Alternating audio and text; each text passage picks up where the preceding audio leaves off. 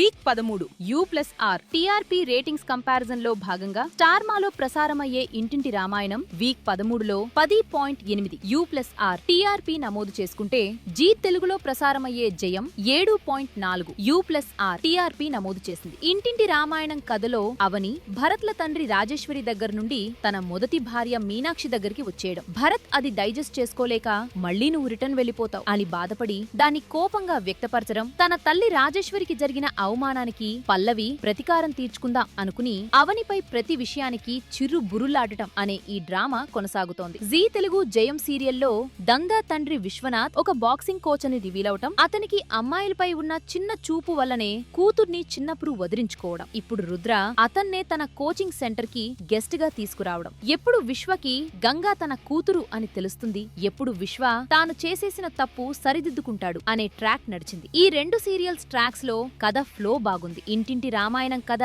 సాఫీగా సాగుతూ రియాలిటీకి దగ్గరగా ఉంటే జీ తెలుగు జయంలో సినిమాటిక్ ఎడిట్ కట్స్ పడుతున్నాయి. అయినప్పటికీ జయం టీఆర్పీ డిప్టీ కారణం విశ్వనాథ్ క్యారెక్టర్ బిహేవియర్ మొనోటనీగా ఉండడం. నిజ జీవితంలో ఎవరు అమ్మాయి కదా అని కన్న కూతుర్ని వదులుకోరు. రియాలిటీకి అతి దూరంగా ఉండడమే ఈ టీఆర్పీ డిప్టీ కారణం అని ప్రేక్షకుడు ఈ క్యారెక్టర్ డైజెస్ట్ చేసుకోలేక జయం చూడట్లేదేమో అని మా ఫ్యాన్ జోన్ వారి అంచనా.